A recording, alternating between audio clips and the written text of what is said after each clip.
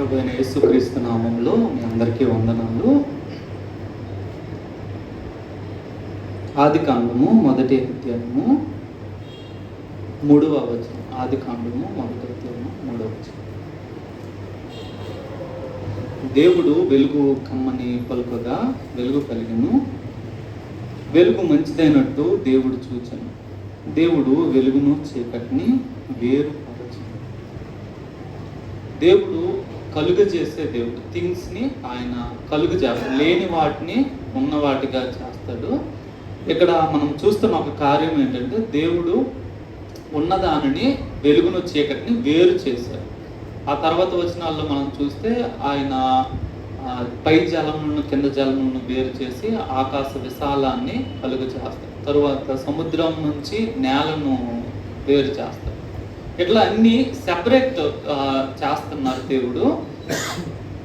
తన కొరకు కొంతమంది జనాలను కూడా తను సెపరేట్ చేసుకున్నారు. మనము లేవియా కాండంలో చూస్తాం. ఇశ్రాయేల్ జనాంగం గురించి ఆయన చెప్తూ లేవియా కాండము 20వ అధ్యాయంలో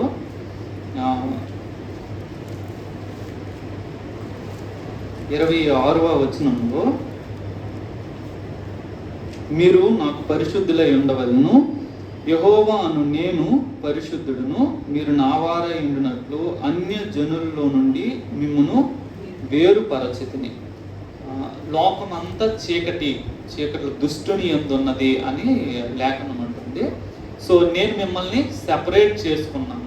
దేనికోసం అంటే, మీరు నా సొత్తుగా ఉండటం, నాకు స్వకీయమైన ప్రజలుగా ఉండడానికి నేను మిమ్మల్ని వేరు చేసుకున్నాను. ఆ పై వచనంలో కూడా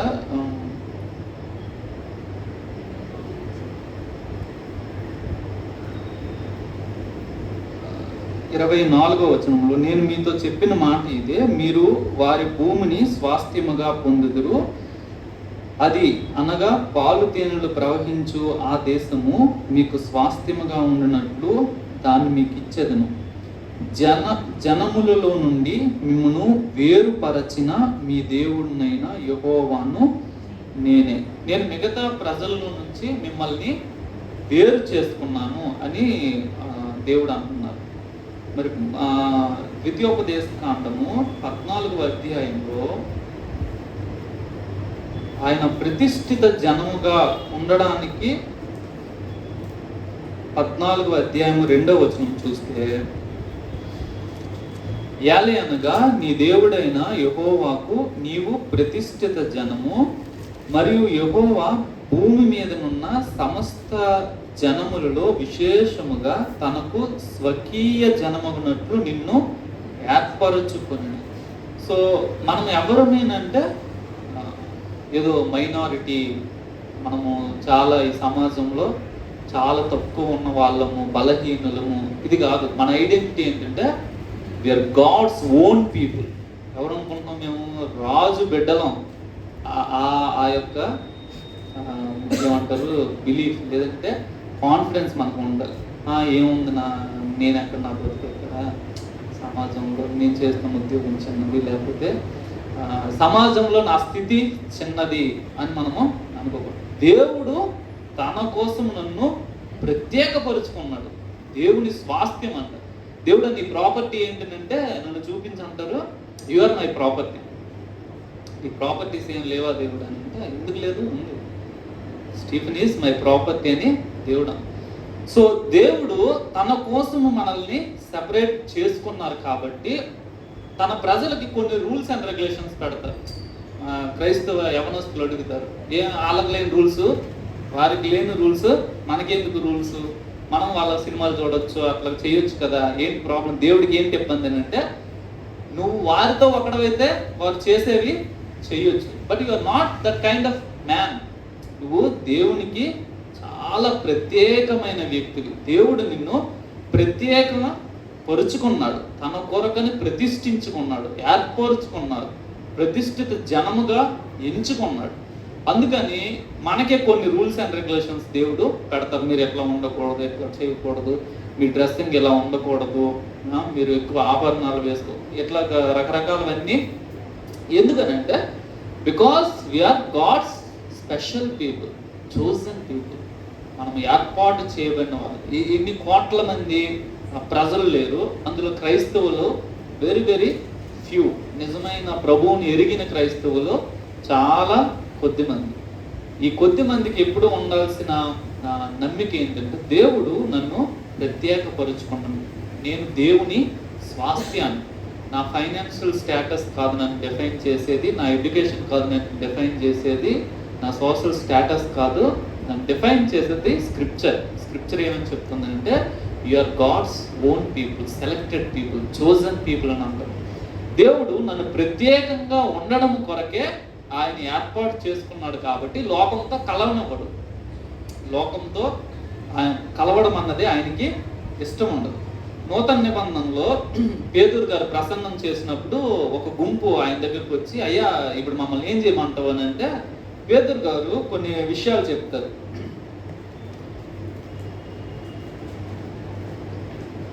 అపోస్తుల కార్యాలు 2వ అధ్యాయము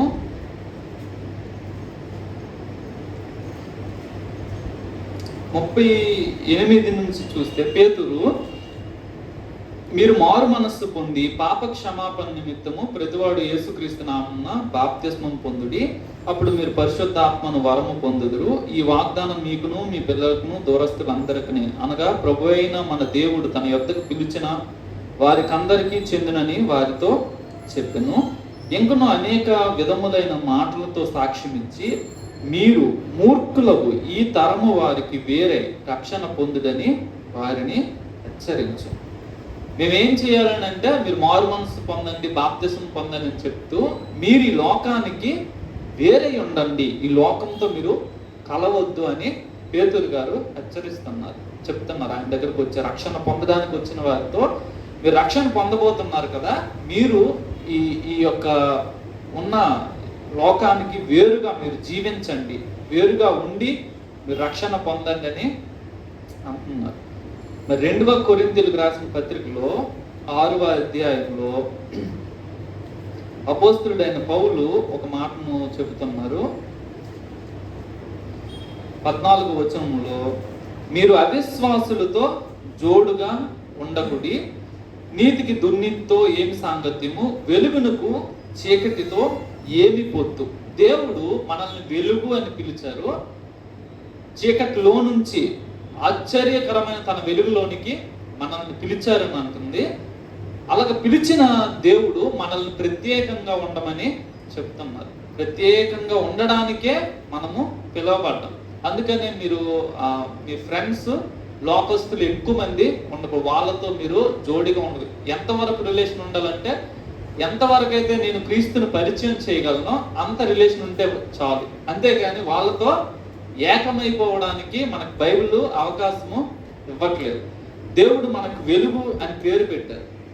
విచిత్రంగా క్రైస్తవుల్లో జరిగేది ఏంటంటే, దేవుడు వెలుగని పేరు పెట్టినప్పటికీ కూడా మనలో చాలా మందిలో చీకటి కార్యాలు ఉంటాయి. మరి ప్రకటన గ్రంథంలో బబులోను స్త్రీ గురించి చెప్తూ, నా ప్రజలారా దానిలో నుంచి మీరు బయటికి రండి అని పిలుస్తారు. 20వ అధ్యాయం అనుకుంటాను, ప్రకటన గ్రంథము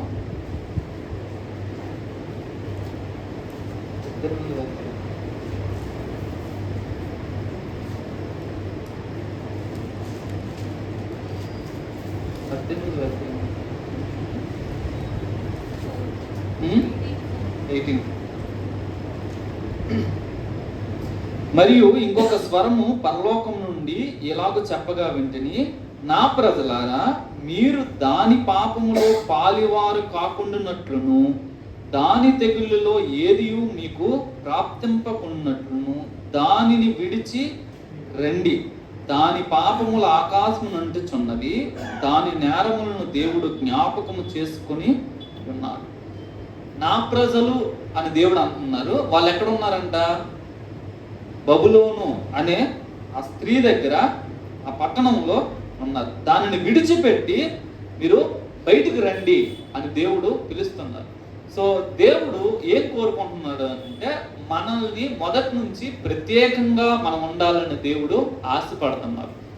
ప్రత్యేకంగా మనం ఉండి ఈ లోకానికి వేరే మనం జీవించి లోకానికి వెలుగుగా ఉప్పుగా ఉండాలని ఆశపడుతున్నారు. అంతేకాని లోకంలో కలిసిపోవాలి అని దేవుడు ఆశించట్లేదు. ఎవరైతే లోకంతో ఉండిపోయారో వారిని దేవుడు మళ్ళీ స్పెషల్గా, నువ్వు నా ప్రజలవే కానీ నువ్వు బబులోనుతో స్నేహం చేస్తున్నావు, నువ్వు బబులోనుతో స్నేహం చేయడం నీకు మంచిది కాదు. ఒకవేళ స్నేహం చేస్తే జరిగేది ఏంటంటే దాని మీద నేను తెగులు పంపుతున్నాను, దాంతో నువ్వు ఫ్రెండ్షిప్ చేస్తే ఆ తెగులు నీ మీద కూడా వస్తాయి. కాబట్టి నువ్వు దానిని విడిచిపెట్టి నా దగ్గరికి రా అని దేవుడు తన ప్రజలని పిలుస్తున్నారు. సో బైబిల్ గ్రంథంలో దేవుడు ఈ యొక్క ప్యాటర్న్ని చూపెడతారు. తనకంటూ కొంతమందిని ఏర్పాటు చేసుకోవడము, వారిని ప్రత్యేకంగా పరిగణించి వారి కొరకు ప్రత్యేక కార్యాలు చేయడము, వారిని ప్రత్యేకంగా ఉండమని ఆజ్ఞాపించినవన్నీ మనము చూస్తాం. మనము ఎస్తేరు గ్రంథంలో చూస్తే వీళ్ళ మీద ఫిర్యాదు చేయడానికి హామాను ఒక మాటను ఉపయోగిస్తారు. ఎస్తేరు గ్రంథము 3వ అధ్యాయము 7వ వచనం చూస్తే 8వ వచనం. అంతటా హామాను అహష్వరోషుతో చెప్పినదేమనగా, మీ రాజ్య సంస్థానములన్నిటి యందుండు జనముల్లో ఒక జాతి వారు చెదిరి ఉన్నారు, వారి విధులు సకల జనుల విధులకు వేరుగా ఉన్నవి, వారు రాజు యొక్క ఆజ్ఞలను గైకొనువారు కారు, కాబట్టి వారిని ఉండనిచ్చుట రాజునకు ప్రయోజనకరము కాదు. హామాను ఇశ్రాయేలీయుల మీదకి, యూదుల మీదకి ఒక ఫిర్యాదును తీసుకొని వచ్చారు. ఆ ఫిర్యాదులో ముఖ్య అంశం ఏంటంటే వీళ్ళు మిగతా జనాల్లాగా లేరు, మిగతా వాళ్ళ ఆచారాల వ్యవహారాలు వీళ్ళలాగా లేవు, వీళ్ళు చాలా సెపరేట్గా ఉన్నారు, వీరు ఉంటే మీకు లాభం కాదు, వీళ్ళని తీసేద్దాం అనేసి ఒక జనాన్ని లేపేయాలనేసి ప్లాన్ వేశారు. ఏంటి అని అంటే వారు బ్రతికే విధానం, వారి జీవన విధానము మిగతా వారి కంటే చాలా వ్యత్యాసంగా ఉంది. మనం చాలాసార్లు విట్నెస్ చేసే అవకాశం వచ్చినప్పుడు చాలాసార్లు జరిగేది ఏంటంటే చెప్పుకుంటే మళ్ళీ ఎక్కడ నోటెడ్ అయిపోతాం అనేసి కాంప్రమైజ్ అయిపోయి నార్మల్గా ఉండిపోవడానికి ఇష్టపడతాము. కానీ యూదులు వాళ్ళ క్రియలను బట్టి ఒక హై అథారిటీ రికగ్నైజ్ చేస్తున్నారు. ఏం చేస్తున్నారంటే మొత్తం మొత్తగా ఒక్కరే కాదు, మిగతా యూదులందరూ ఇంతే, వీళ్ళ ఆచారాలు మిగతా వాళ్ళలాగా లేవు అనేసి అంటున్నారు. దేవుడు తన ప్రజలు ప్రత్యేకంగా ఉండాలనేసి వారిని కోరుకున్నారు, ఏర్పాటు చేసుకున్నారు, వేరు చేశారు. దాని వెనకాతల దేవుడు చాలా పని చేశారు. ద సేమ్ గాడ్ ఇప్పుడు మనల్ని ప్రత్యేకించుకున్నారు, మనము పరిశుద్ధంగా ఉండాలని, మనం నీతిమంతులుగా ఉండాలని, మనం న్యాయంతో ఉండాలని ఆయన కోరుకుంటున్నారు. ఇది ఒకవైపు. ఇంకొక వైపు దేవుడు కొందరు ఇండివిజువల్స్ని సెపరేట్ చేస్తారు, మనం ఆదికాండం 12వ అధ్యాయంలో అబ్రహామును చూస్తాము. మొదటి వచనంలో, యెహోవా నీవు లేచి నీ దేశం నుండి, నీ బంధువుల యొద్ద నుండి, నీ తండ్రి ఇంటి నుండి బయలుదేరి నేను నీకు చూపించే దేశమునకు వెళ్ళుము. ఇక్కడ ఒక వ్యక్తిని మనం చూస్తున్నాము, ఈయన పేరు అబ్రహాము. సో అబ్రహాముకి దేవుడు ప్రత్యక్షమయ్యి చెప్తున్న మాట అంటే, అబ్రహాము నీ దేశం నుంచి, బంధువుల దగ్గర నుంచి, తండ్రి ఇంటి నుంచి నువ్వు బయలుదేరి నేను నీకు ఒక దేశాన్ని చూపెడతాను, ఆ దేశానికి వెళ్ళు అని.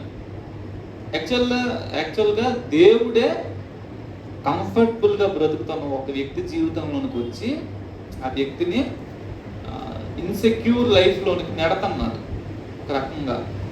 మేబీ ఎక్కడైతే అబ్రహాము ఉన్నారో అది ఆయన ఓన్ ప్లేస్. మనం ఎక్స్ట్రా బిబ్లికల్ బుక్స్లో అయితే తెరాహు అన్నది నిమ్రోద్ యొక్క కింగ్డమ్లో ఒక ప్రామినెంట్ ప్లేస్ ఉందంట ఆయనకి. సో ఒక సెక్యూర్ లైఫ్, ప్రాపర్టీస్, దాసులు అందరూ ఉన్నారు. కానీ దేవుడు అబ్రహాం అక్కడ నుంచి వేరు చేస్తున్నారు. బంధువుల దగ్గర నుంచి, తండ్రి ఇంటి నుంచి, దేశం నుంచి ఇంకొక దూర దేశానికి పంపుతున్నారు. అలా పంపేటప్పుడు దేవుడు ఒక వాగ్దానాన్ని చేస్తున్నారు. 2వ వచనంలో, నిన్ను గొప్ప జనముగా చేసి నిన్ను ఆశీర్వదించి నీ నామమును గొప్ప చేయుదును. నీవు ఆశీర్వాదముగా నుండువు. నిన్ను ఆశీర్వదించు వారిని ఆశీర్వదించుదును, నిన్ను దూషించు వారిని శపించదును. భూమి యొక్క సమస్త వంశములు నీ యందు ఆశీర్వదింపబడినని అబ్రాహాముతో అనగా, యెహోవా అతనితో చెప్పిన ప్రకారము అబ్రాహాము వెళ్ళెను, లోతు అతనితో కూడా వెళ్ళెను. అబ్రాహాము ఆరాను నుండి బయలుదేరినప్పుడు 75 ఏండ్ల ఈడు గలవాడు.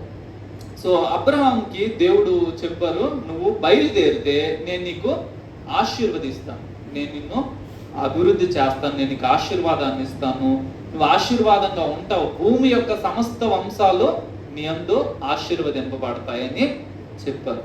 చెప్తే అబ్రహాం బయలుదేరారు. బయలుదేరిన తర్వాత తండ్రిని లోతును వెంట పెట్టుకొని బయలుదేరు.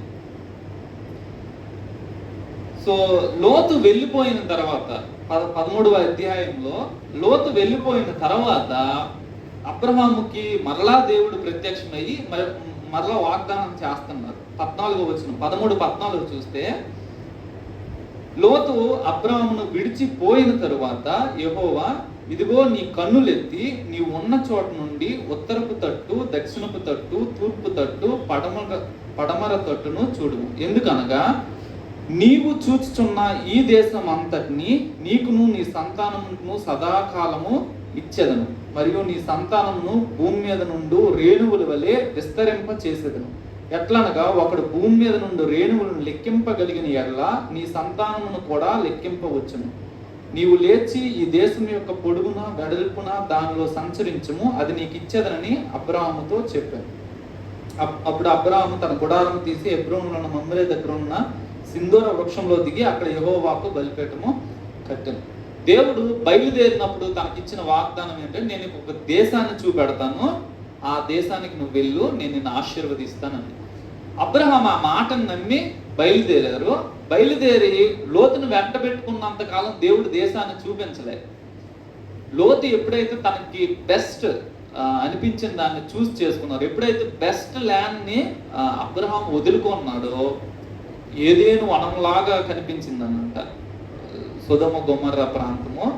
చాయిస్ని తమ్ముడికి ఇచ్చారు, తమ్ముడా నువ్వు లెఫ్ట్ తీసుకుంటే నేను రైట్ తీసుకుంటా, రైట్ తీసుకుంటే లెఫ్ట్ తీసుకుంటాను.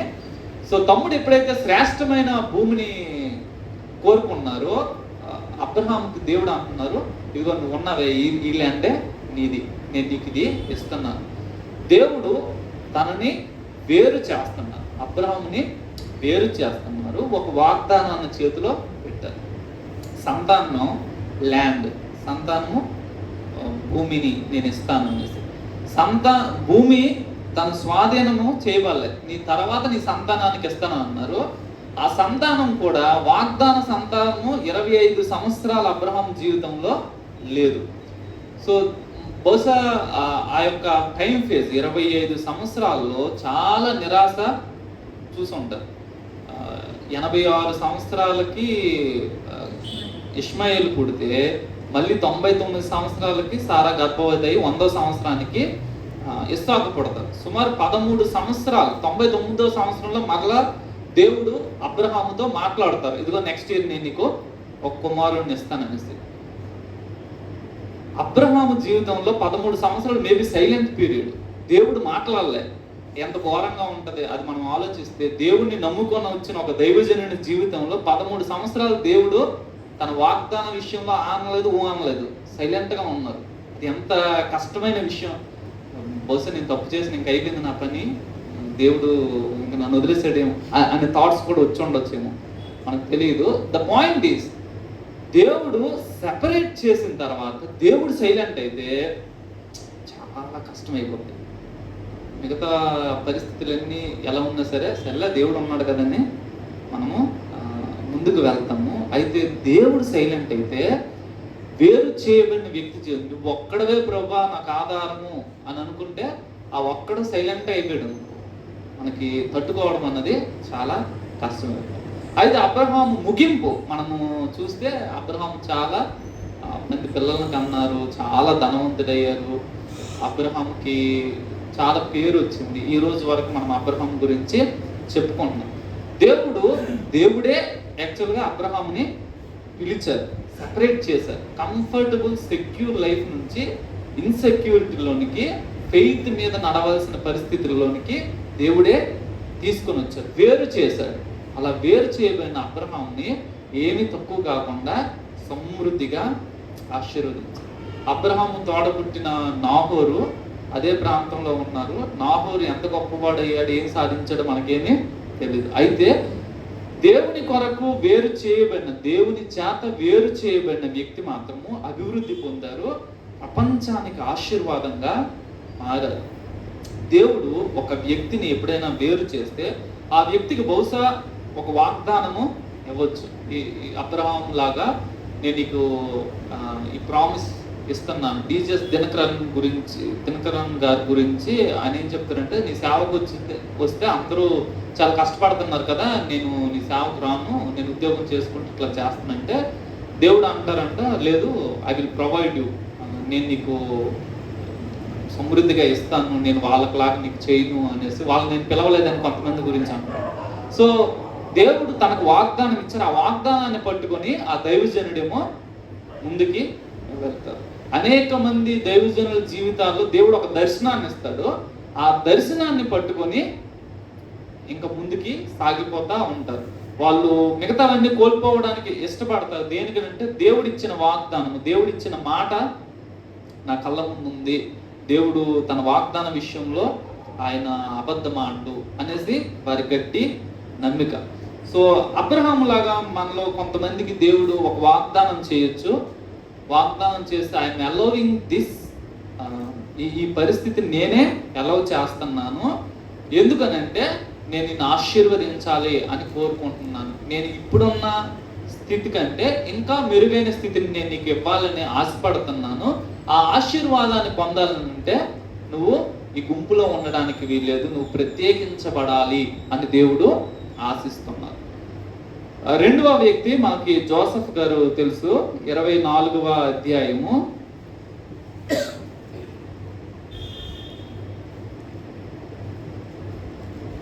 34వ అధ్యాయము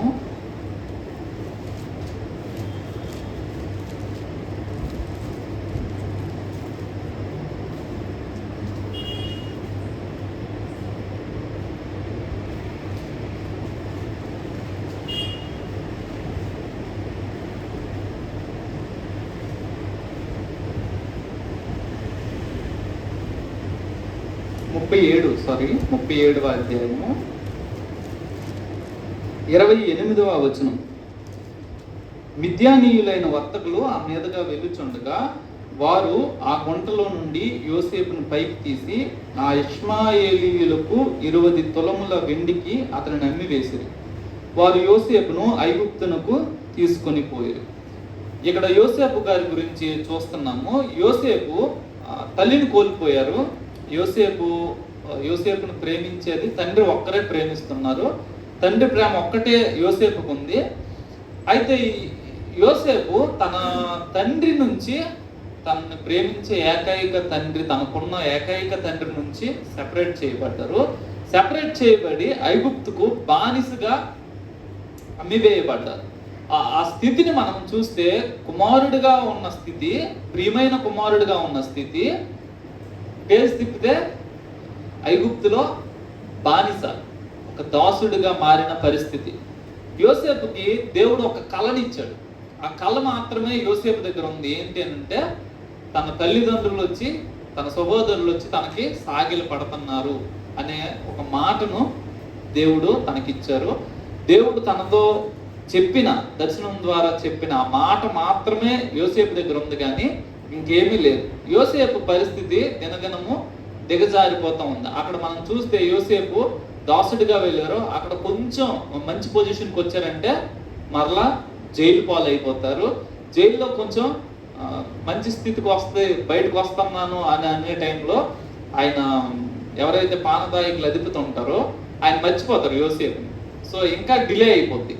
సో సుమారు 13 సంవత్సరాలు జైలు జీవితాన్ని యోసేపు అనుభవించారు. యోసేపుని యాక్చువల్గా దేవుడు ఇంటర్వ్యూన్ అయ్యి తన సహోదరులే తనను అమ్మేసేటట్లుగా, అంటే వాళ్ళు అమ్మారు, దేవుడు దాన్ని మంచికి ఇంటెంట్ చేశారు. ఒక మంచి జరగాలి అనేసి దేవుడు సంకల్పించారు. ఇక్కడ దేవుడు ఏమి పిలవలేదు యోసేపుని. యోసేపు తన సహోదరుల చేత అమ్మివేయబడి ఇంకా యోసేపు చాప్టర్ క్లోజ్ అని వాళ్ళు అనుకున్నారు. దేవుడు అన్నారు లేదు, రైటింగ్ న్యూ చాప్టర్ అని. దేవుడు ఇంకొక కొత్త అధ్యాయాన్ని యోసేపు జీవితంలో స్టార్ట్ చేశారు. ఎక్కడైతే ఒక బానిసగా తన జీవితము ఇంకా విడుదలయ్యే పరిస్థితి ఏమీ లేదు, అయిపోవాలో అక్కడి నుంచి దేవుడు ఒక దేశానికి నాయకుడిగా చేశారు. యోసేపును ఒకవేళ యోసేపు దేవుడిని ప్రశ్నిస్తే, ఏంది ప్రభువా నేనేం తప్పు చేశాను,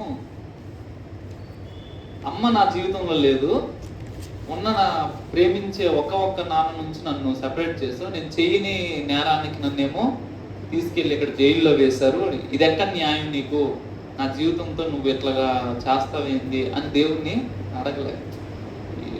ఇనుము తనను బాధించిన 105వ కీర్తన ఉంటుంది, సంఖ్యలు తనను బాధ పెట్టాయి. సో జైల్లో అంత శిక్షను భరించారు, అనుభవించారు. కానీ యోసేపు దేవుడిని ఏం ప్రశ్నించలేదు. సరే దేవుని సమయం ఇంకా రాలేదు అనేసి వెయిట్ చేశారు. దేవుడు ఎందుకు యోసేపును సపరేట్ చేశారని అంటే, యోసేపు నీ ద్వారా నేను ప్రపంచాన్ని ఆశీర్వదించాలనుకుంటున్నాను, నీ ద్వారా ప్రపంచము బ్రతకాలి, నిన్ను అలా నిలబెట్టాలి అని నేను ఆశపడుతున్నాను. For that separation is needed. దేవుని బిడ్డ ఎందుకు సెపరేట్ చేయబడాలి, దేవుని బిడ్డ ఎందుకు శ్రమల గుండా వెళ్ళాలి, దేవుని బిడ్డ ఎందుకు కష్టపడాలి అని అంటే, that is the way of God doing things. దేవుని దారి అదే. దేవుడు ఎవరినైనా ఉన్నతంగా బ్లెస్ చేయాలంటే వాళ్ళని ముందు గాఢాంధకార లోయలోనికి నడతారు. ఎత్తి దేవుడు కనిపించడు, దేవుని మాట వినిపించదు, ఏం వినిపించదు, ఓన్లీ ఫెయిత్. దేవుడు నన్ను చేయి విడిచిపెట్టడు, దేవుడు అన్యాయం చేయడు, దేవుడు అన్యాయం చేయడం అసంభవం, దేవుడు నాకు అన్యాయం చేయడు, దేవుడు తన మాటను నెరవేరుస్తాడు, దేవుడు ఖచ్చితంగా నాకు సహాయం చేస్తారు అని నమ్మిక మాత్రమే ఉంటుంది తప్పితే చూడడానికి కళ్ళకి ఏమి కనిపించవు. దేవుడు నీతో ఉంటే ఈ పరిస్థితులు నీకు ఎందుకు ఉంటాయి, దేవుడు నీతో ఉంటే నీ ఆర్థిక పరిస్థితులు ఎందుకు ఇలా ఉంటాయి అని ఈ థాట్స్ అన్నీ వచ్చి మనల్ని గుచ్చుతూ ఉంటాయి. స్టిల్ మనకి ఉండాల్సిన ధైర్యం ఏంటంటే, లేదు నా దేవుడు చూసుకుంటాడు. నా దేవుడు యోసేపు జీవితంలో నియర్లీ 13 years, ఆయన 13 సంవత్సరాల జైలు జీవితాన్ని అనుభవించారు. God is silent. దేవుడు ఏం మాట్లాడి రోజు వచ్చి యోసేపు దగ్గరకు వచ్చింది ఇంక నీ టైం అనేమి చెప్పలేదు. So God is silent. Joseph is suffering still with hope, little hope, ఒక చిన్న ఆశ. దేవుడు నాకు ఒక కళ ఇచ్చాడు, దేవుడు నాకు ఒక దర్శనాన్ని ఇచ్చాడు. ఆ దర్శనం ఖచ్చితంగా నెరవేరుద్ది. ఎప్పుడు నెరవేరుద్దో నాకు తెలియదు, but it will definitely will happen. దేవుడు యోసేపును సెపరేట్ చేసింది. ఒకవేళ మన తర్వాత పేజీ లేకపోయి ఉంటే, యోసేపు ఆశీర్వదించబడపోయి ఉంటే, ఏంది దేవుడు ఇంత హార్ట్లెస్, హృదయం లేనివాడు ఏంటి అని అనిపిస్తుంది. తల్లి లేదు, ఉన్న తండ్రి ప్రేమ నుంచి సొంత అన్నదమ్ముల వల్లనే దూరం చేయబడ్డారు. కానీ యోసేపు జీవితం అక్కడతో ఆగిపోలేదు. దేవుడు ఆశీర్వదించారు, యోసేపు ఉన్నతమైన స్థితిలో నిలబడ్డారు. తన తండ్రితో ఇంకొక 17 ఏళ్ళు చూడగలిగారు, తన కుటుంబాన్ని కాపాడుకోగలిగారు. తను అప్పుడు చెప్తున్నారు ఏంటంటే, మీరు నన్ను నమ్మేశారు కానీ మీరు బాధపడకండి, మీరు కాదు దేవుడే నన్ను ఇక్కడికి తీసుకొని వచ్చారు, మీరు కాదు, మీరు కీడు చేయాలని ఉద్దేశించారు కానీ దేవుడు ఆ కీడును కూడా మేలు కొరకు ఉద్దేశించాడు. సో దేవుని బిడ్డడికి ఉండాల్సిన ధైర్యం ఏంటంటే, నా జీవితంలో దేవుడు పని చేస్తున్నాడు. God is working in my life. నాకు అనిపించవచ్చు, అనిపించకపోవచ్చు, నాకు కనిపించకపోవచ్చు. స్టిల్ ఒకవేళ మీరు ఎవరైనా సరే, నేను ఒంటరిని అయిపోయాను, నాకుంటూ ఎవరు లేరు, నన్ను సపోర్ట్ చేసే వాళ్ళు లేరు, నేను అందరికంటే సపరేట్గా ఉంటున్నాను, ఐఎమ్ ఫీలింగ్ లోన్లీ అని ఎవరైనా అనుకుంటే, దేవుడు అనుకున్నాను నేనే నిన్ను అట్లాగా సెపరేట్ చేసి. ఎందుకంటే I want to teach you something greater things of life. జీవితంలో గొప్ప విషయాలు నేను నీకు చెప్పాలని ఆశపడుతున్నాను, నేను నీకు నేర్పించాలని ఆశపడుతున్నాను. ఆ రణగణ ధ్వనుల మధ్య నువ్వు ఉంటే, నా మాటలు నేను చెప్పాలనుకున్నాను నేను నీకు చెప్పలేను, సో ఇవేవి లేకుండా ఉంటే యూ విల్ బి ఫ్రీ, నువ్వు చాలా ఫ్రీగా ఉంటావు, నేను నీతో మాట్లాడవచ్చు, నేను నీకు బోల్డన్ని విషయాలు చెప్పొచ్చు అని దేవుడు మన జీవితాల్లో ఆయా పరిస్థితులను తీసుకొని వచ్చారు. నిర్గమకాండంలో మనము మోషే గురించి చూస్తాము.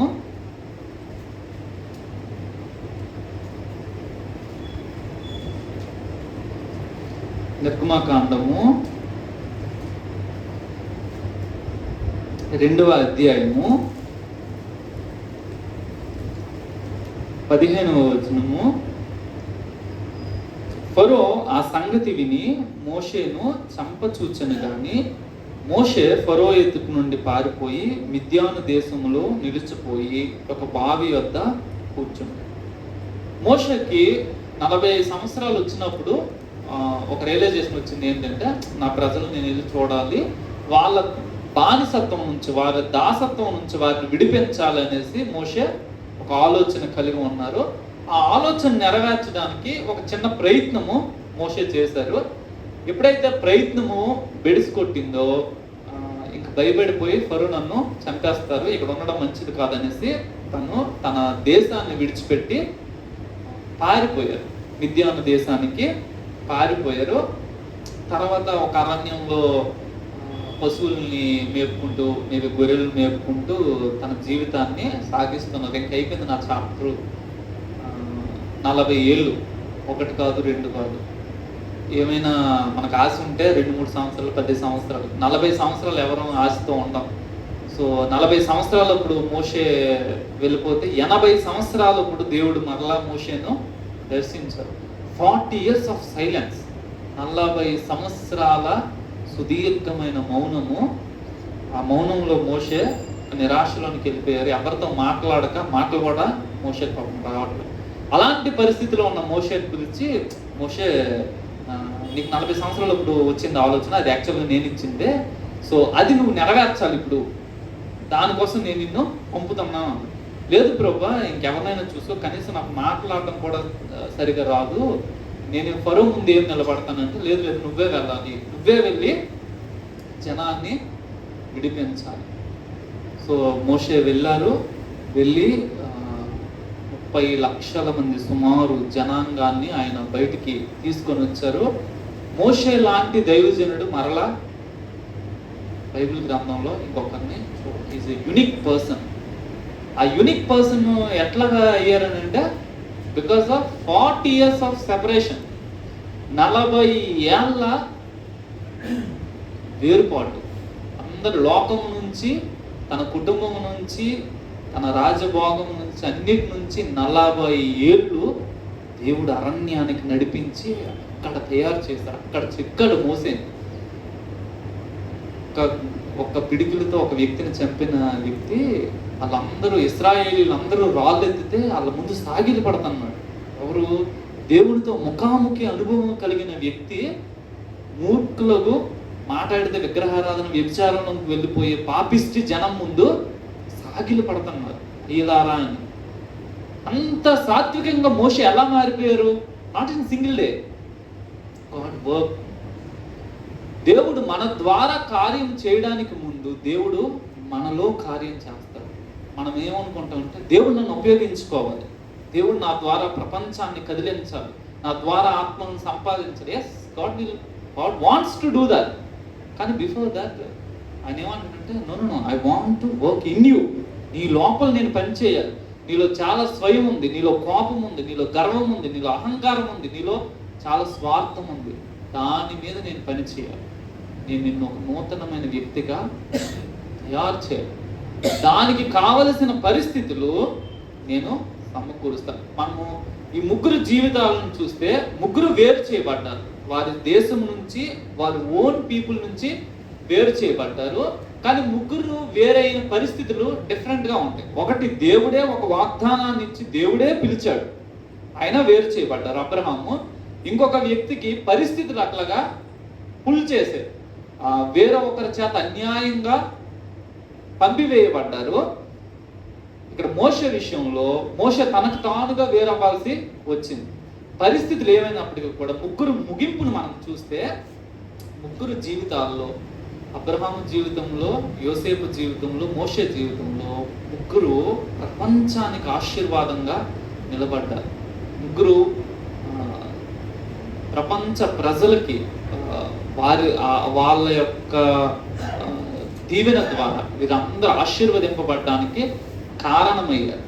సో ఒకవేళ వారి మధ్యలో దేవుని ప్రశ్నించుంటే, దేవుని మీద సనిగుంటే, ప్రభా ఇప్పుడు అబ్రహాం గారి జీవితంలో 13 సంవత్సరాల సైలెన్స్, యోసేపు జీవితంలో సుమారు 13 సంవత్సరాల సైలెన్స్, మోషే జీవితంలో 40 years ఆఫ్ సైలెన్స్, విల్డర్నెస్. ఒక రకంగా వీళ్ళందరూ అరణ్యంలో ఉన్నారు. నా అనే వారి దగ్గర నుంచి వేరు చేయబడి ఒంటరితనాన్ని అనుభవిస్తూ ఉన్నారు. వారు మధ్యలో ప్రభా ఏంది సెపరేషన్, ఏంది మా పరిస్థితులు, ఏంది పిలిచింది నువ్వేనా అని దేవుణ్ణి ప్రశ్నించుంటుంటే బహుశా తర్వాత చాప్టర్స్ వారి గురించి గొప్పగా రాయబడి ఉండేవి కావు. వారు దేవుణ్ణి ప్రశ్నించకుండా, దేవుడు నన్ను సెపరేట్ చేశాడు, I don't know the reason, నాకేం దేవుడు వాగ్దానం ఇవ్వలేదు, నాకు ఒక దర్శనం ఇవ్వలేదు, నా పరిస్థితులు ఇలా జరిగాయో తెలీదు, దేవుడు నన్ను సపరేట్ చేశాడో తెలియదు, నేను ఇప్పుడు వేరు పడ్డాం నాన్న వారి దగ్గర నుంచి. లేదంటే మేబీ మనము ఇప్పుడు మన కుటుంబస్తులతో అందరితో ఒక్కటే ఉండొచ్చు, but still we can feel loneliness in our deep. మన హృదయాంతరంగాలను నన్ను అర్థం చేసుకునేవారు లేరు, లేకపోతే నన్ను ప్రేమించేవారు లేరు అని మనకి భావన కలుగుతూ ఉండొచ్చు. దేవుడు ఏం చేస్తున్నాడు ఈ డ్రై ఆ పరిస్థితులన్నిటిలో దేవుడు పట్టించుకోకుండా ఉండిపోయాడా అని మనకు అనిపించవచ్చు. Still with a small hope, లేదు నా దేవుడు నన్ను విడిచిపెట్టడు, నా దేవుడు పని చేస్తున్నాడు, ఆయన నా మీద పని చేస్తున్నాడు, నాలో ఏవో ఆయన సరిదిద్దుతున్నాడు, నాకు ఏవో నేర్పిస్తున్నాడు, ఇంకా నేను నేర్చుకోవాల్సినవి ఉన్నాయేమో. సో ఇన్ని ఇయర్స్ ఆ సైలెన్స్ అంటే మేబీ తెలియదు మనకి. మనము దేవుని క్రియలను ప్రశ్నించలేము. దేవా నువ్వు ఎందుకు ఇలా చేస్తున్నావు, నా జీవితాన్ని ఎందుకు ఇలా చేసావు అని మనము అడగలేము. బహుశా మనం పరలోకం వెళ్ళిన తర్వాత కూడా దేవుని క్రియల గురించి మనం ఆయన ప్రశ్నించాం. ఇది ఎందుకు చేసావు ప్రభు, ఎక్స్ప్లెయిన్ చేయవా అని మనం అడగాల్సిన పరిస్థితి కూడా ఉండదు. ఎందుకంటే మనకు అర్థమవుద్ది దేవుడు ఏం చేశాడో, ఎందుకు చేశాడో ఫుల్ పిక్చర్ మనం పరలోకం వెళ్ళిన తర్వాత మనకు వస్తుంది. అప్పటిదాకా కూడా దేవుడి పిల్లలంగా వ్యక్తిగతంగా మనం పరిశుద్ధంగా ఉండడము, వ్యక్తిగతంగా ఈ లోకానికి వేరై ఉండడము, దేవుడికి ప్రతిష్ఠిత జనముగా ఉండడమే మనం చేయాల్సిన పని.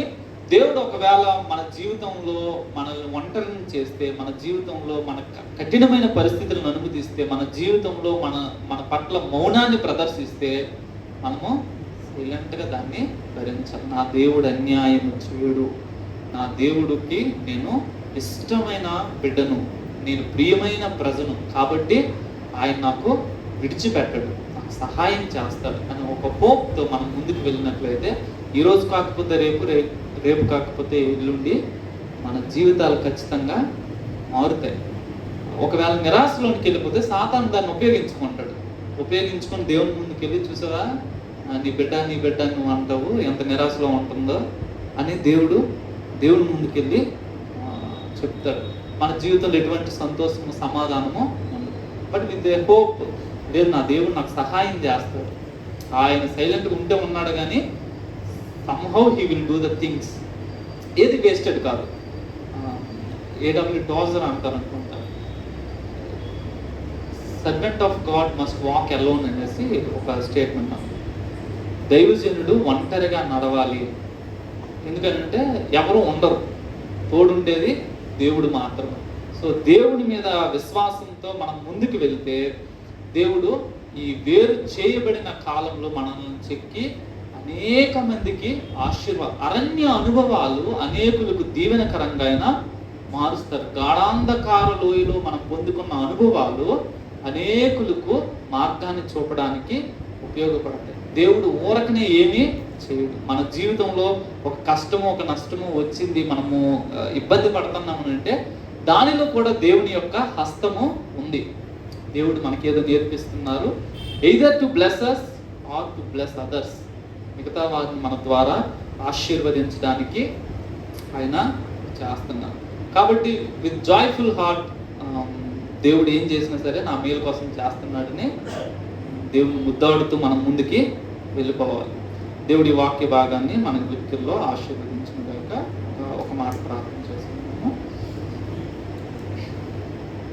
జీవము కలిగిన పరిశుద్ధ తండ్రి, ఆకాశానికి భూమికి సృష్టికర్త, మీకు స్తోత్రాలు ప్రభా. దేవా, మీరు మా ఒక్కొక్కరి జీవితాల్లో పనిచేస్తూ ఉన్నారు ప్రభా. నాయన దేవా, నీ క్రియలు న్యాయములు సత్యములై ఉన్నాం ప్రభా. మీరు ఏం చేసినా న్యాయమే చేస్తారు ప్రభా. మీరు అన్యాయస్తులు కారు నాయన. మీకు వందనాలు తెలియచేస్తున్నాము. మీరు మా జీవితాల్లో పనిచేస్తున్నారు ప్రభా. దాని కొరకు వందనాలు. మీరు మమ్మల్ని దేవా మీ స్వరూపంలోకి చెక్కుతున్నారు ప్రభా. మా ద్వారా ప్రపంచాన్ని ఆశీర్వదించాలని మీరు ఆశపడుతున్నారు తండ్రి. మీకు వందనాలు తెలియచేస్తున్నాము. మాకు సహాయం చేయండి. ఎక్కడ మీ మీద సనుక్కోకుండా, విసిగిపోకుండా ప్రభా దేవా, నిరాశ నిస్పృహల్లోనికి వెళ్లకుండా ఒక నిరీక్షణతో మీకు లోబడడానికి మాకు సహాయం చేయండి. ఈ వేరైతున్న పరిస్థితులన్నిటిలో ప్రభా మీ ఆదరణ మాకు అనుగ్రహించని విశ్వాసంతో సాగడానికి సహాయం దయచేయండి. ఈ కృపా హస్తాలకు మమ్మల్ని మేము అప్పగించుకుంటూ యేసు నామమున ప్రార్థన చేస్తున్నాము తండ్రి.